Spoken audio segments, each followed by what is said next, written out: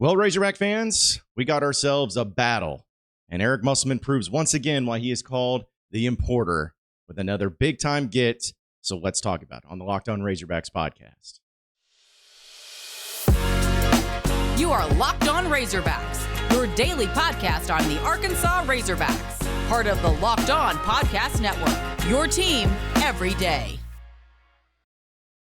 And welcome into Locked On Razorbacks podcast. I am your host, John Nabors. I'm also the host of Out of Bounds. You can catch every weekday afternoon from 1 to 4 on 103.7 The Buzz and 103.7thebuzz.com. Hope everybody's having a wonderful Thursday. And I know you guys will probably be shocked by this, but I recorded, without a doubt, the best podcast I have ever recorded yesterday. But when I went back to upload it, the audio was screwed up.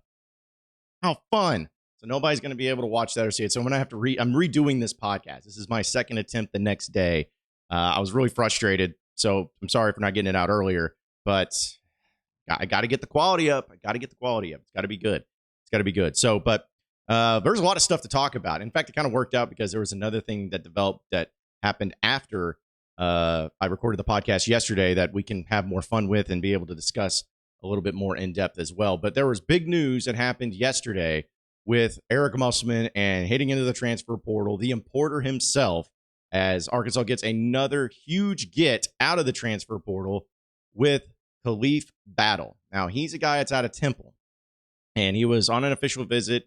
Arkansas was in on him, and we know that there's a lot of players that Arkansas talks to and they discuss with and everything, but you never really know how legitimate it is, how serious they are about it, or if the feeling's mutual or anything like that. Well, in this case, you don't have to worry about it because Arkansas got their man, as he announced officially yesterday via social media. He's 6'5", 175-pound guard, originally out of New Jersey. And he was actually one of the more coveted players in the transfer portal.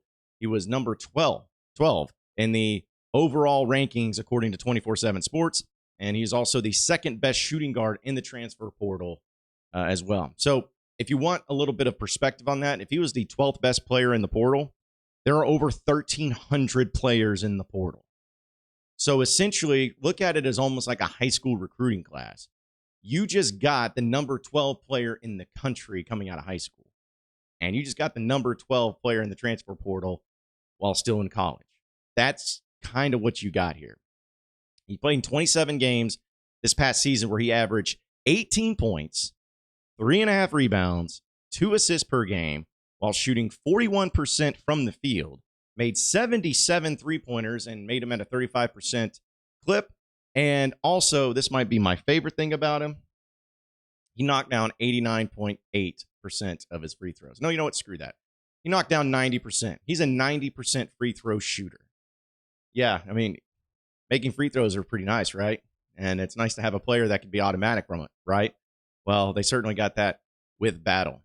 He had a lot of great performances this year. There's a few games where he had over 20 points through a stretch in November as well as mid-January and early February. He had a 24-point performance against Houston, which we know how really good of a team that they are this past year. He was able to make some big plays there in his offense. He had some injuries that he suffered a couple years ago, but he missed all but 7 games in the 2021-2022 campaign. And he averaged that year, he only missed 7 games. He averaged 21.5 points while shooting 54% from the field and 49% from the three-point stripe. Like, man, dude is offense. He's all offense. And he is all offense. Now, we know that it's easy to just sit here and say and speculate about how good somebody's going to be or the type of impact that they're going to have or, how, are they going to be a starter immediately?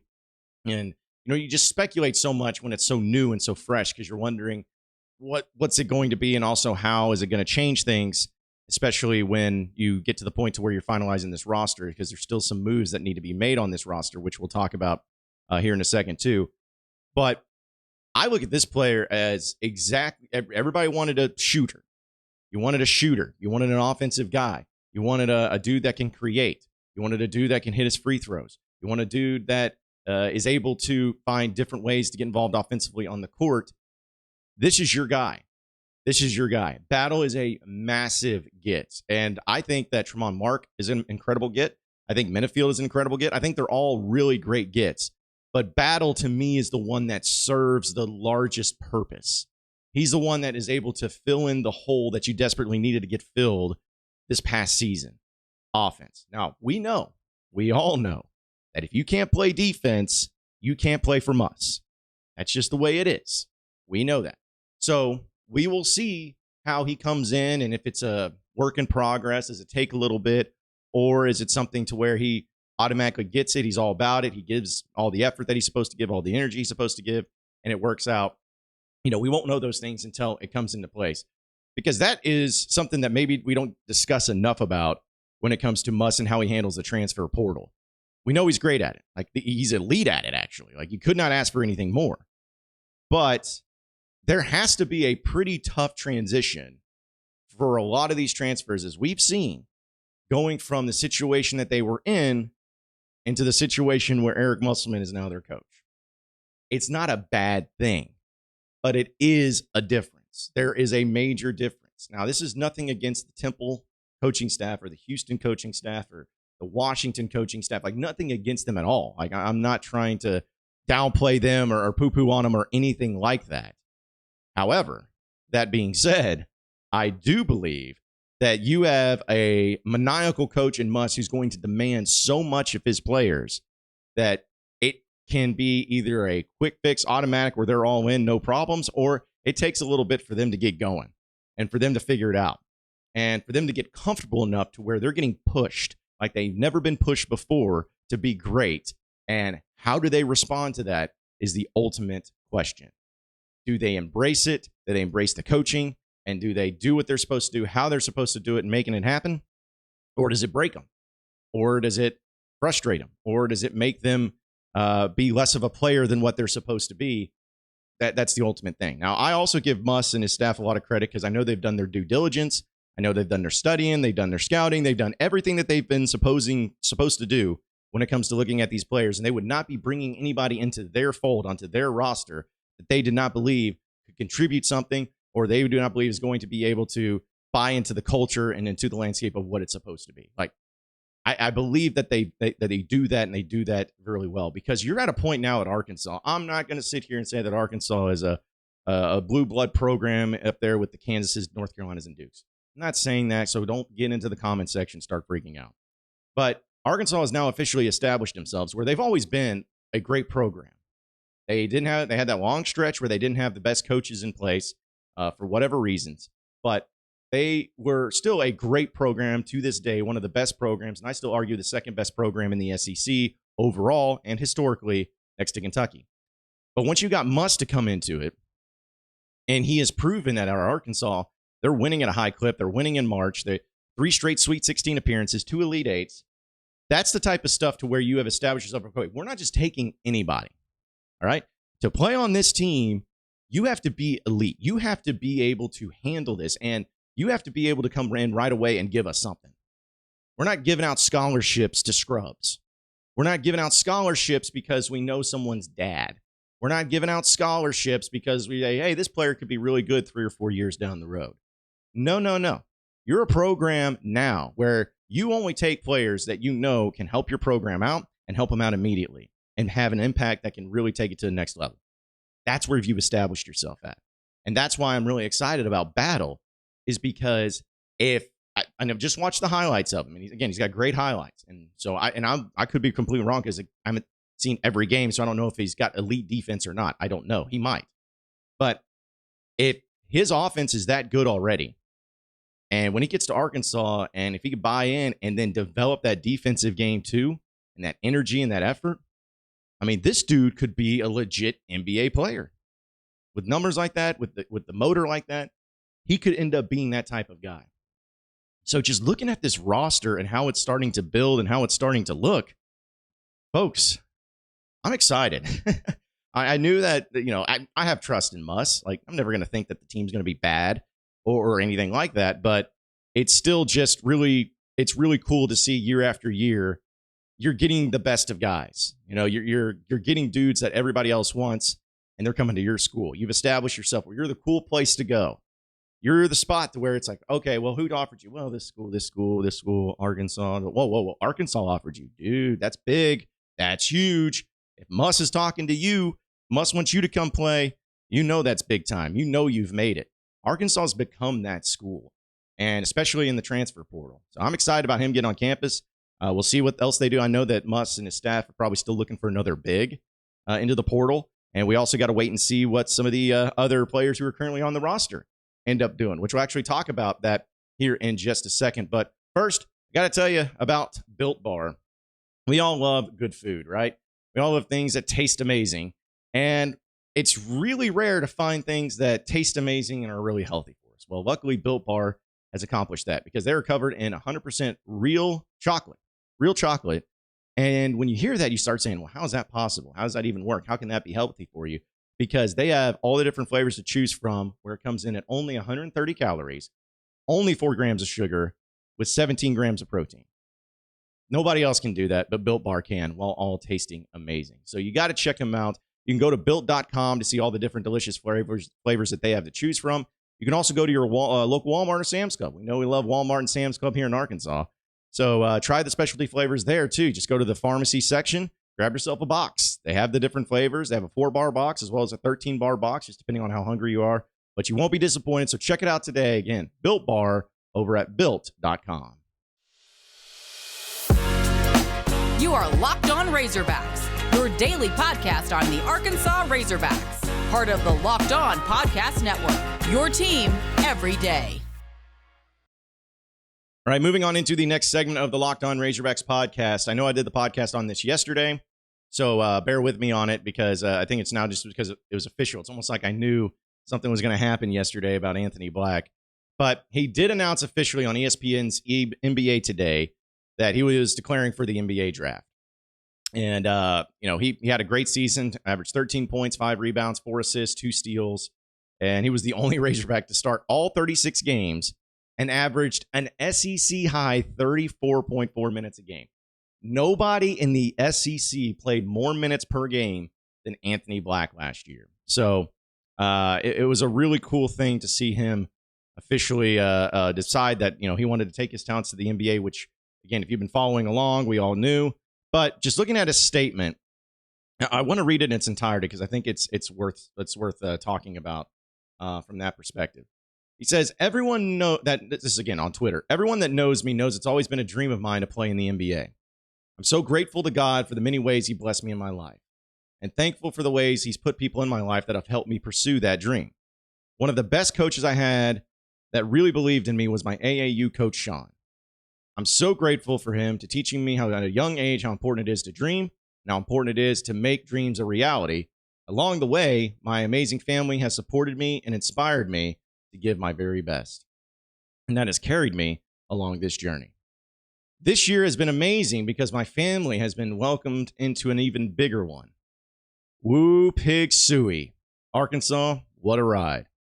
Thank you to Coach Muss and the entire staff. You believed in me from day one, and you poured out everything you had into me to make me a better player on the court and a better person off of it. To my teammates, thank you for the ride of a lifetime and an experience I will never forget.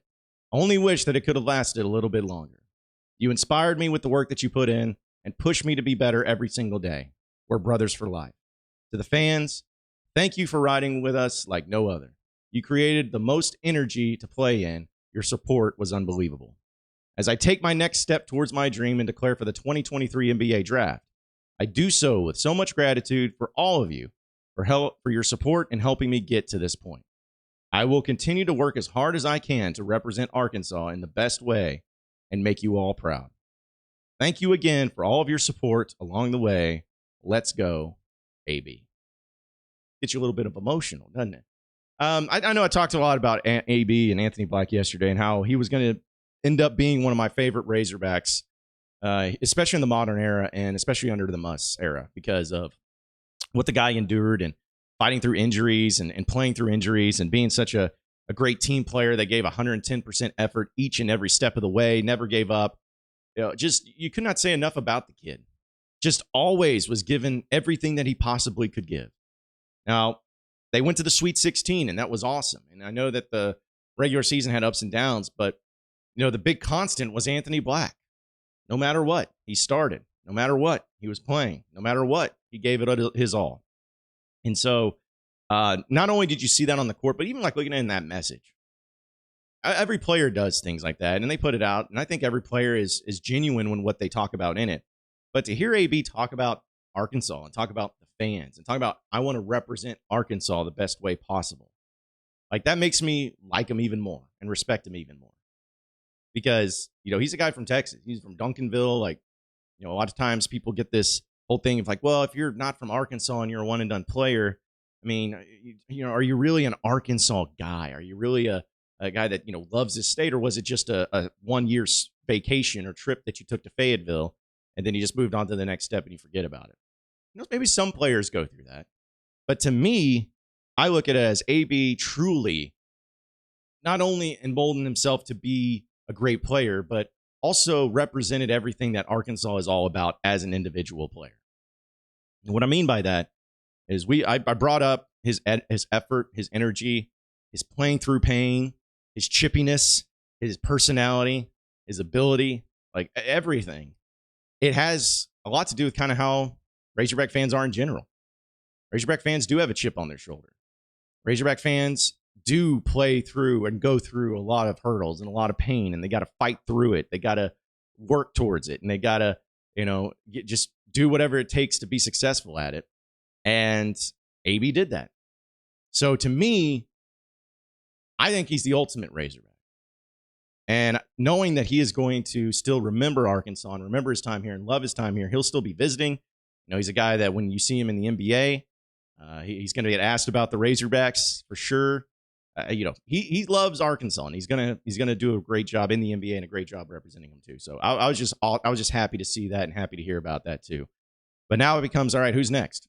Well, to me, there at this point on the current roster, there's one player that I'm really fascinated in, and one player that we'll see.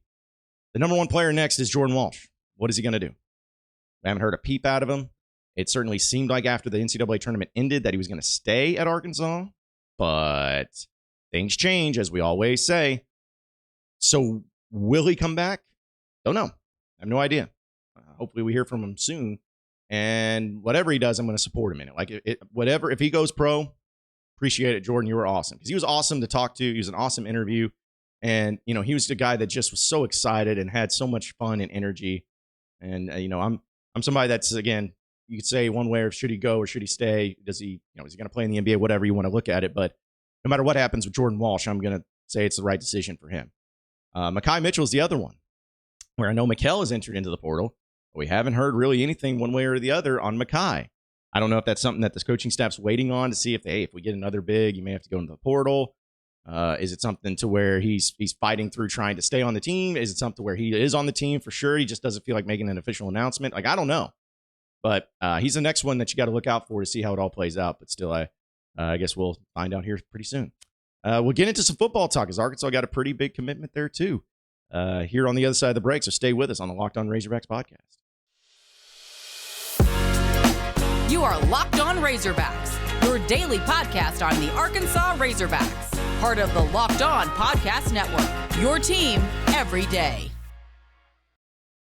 All right, final segment here on the Locked On Razorbacks podcast. Razorback football gets himself a big-time transfer, or at least a transfer that's really going to help him out. I mean, how could this be any better? You got a guy in basketball that ends up getting from the portal named Battle, and in this case, you get a former Maryland defensive tackle, Anthony Tank Booker Jr., but he goes by Tank.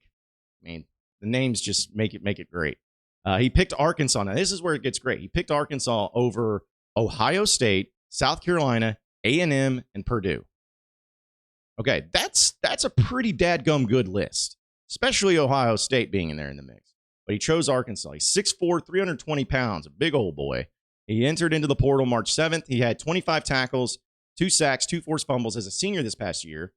And you see those stats, you're like, okay, well, how's that great? Well, just think, as a defensive tackle, a lot of times you're not making the tackles, but you're stuffing the run. You're stuffing the line there too.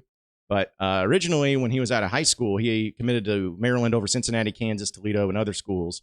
He was just a 3-star prospect, but he has become that really a great player in the college ranks, and that's why so many people are after him. And since he has now transferred to Arkansas, the best thing about it, too, is that he has 2 years of eligibility left. So he could play this year and next year, as head coach, defensive line coach Deke Adams was his lead recruiter. So, he's going to be eligible to play this year. And we know Arkansas still has some scholarship openings. And being able to get depth on the defensive line is always going to be huge. We're always for that. But I still like the fact that, again, they got to get it done in the season. They got to get it done actually winning games and performing well and all of that. So, the rest of it has to come with it. But I will say that Sam Pittman and his staff, as I talked about just the other day, are doing a great job recruiting right now. Whether it's high school or the transfer portal, they're doing a really good job. And I even talked to Michael Bratton yesterday, that SEC podcast, and he brought up something that I didn't even think of, or at least maybe I didn't put it into the perspective that he did. But he talked about how everyone thinks Lane Kiffin is the portal king. He goes into the portal and I think he goes to the portal more than anybody for sure. But Mike's was saying that the portal king is actually Sam Pittman. Because think about the players that he brought in from the portal that, in the way like Muss, they got better and had greater opportunities to get drafted into the NFL. Think about Drew Sanders. I mean, he was a great player, but would he have been a first-round pick, which is what he looks like he might be? Would he have been a first-round pick if he would have stayed at Alabama and been out of position and been battling against some other 5-star player? Probably not. You think about him. You think about Matt Landers transferring in. He's a guy that's really showed out. He could be a drafted player. Jaden Hazelwood. He's a decent player and everything, but he came to Arkansas, and now looks like he's going to be a player that might get drafted. So he's done a really good job of getting guys out of the portal and making them better and turning them into, putting them in a position to at least get into the NFL and possibly get drafted. Now, is that just Sam Pittman? I think there's a lot of accumulating facts for that, but still, it's something that he's proven that if you're a transfer and you come in, you get better, and you get better not only in the skill set that you have, but you get a little bit more noticed, and you put yourself in a good position to possibly take it to the next level. So maybe this will be something else with Tank, but anytime you can add a big-time defensive lineman, especially defensive tackle, and get them in the SEC or at a position where they need so much depth, it's always a great thing. So hopefully that continues on, and I guess we'll find out hopefully more, as they still have some scholarships opening and available. We'll find out more once the offseason continues on throughout the spring. Appreciate everybody listening into Locked On Razorbacks podcast. Be sure to like and subscribe to the podcast on iTunes or on Google Play. You can also get after me on Twitter at BuzzJohnNabors for any questions, comments, concerns that you may have. We'll keep it going from there. Same podcast time, same podcast channel tomorrow afternoon. Have a great day, everybody. We'll see you then.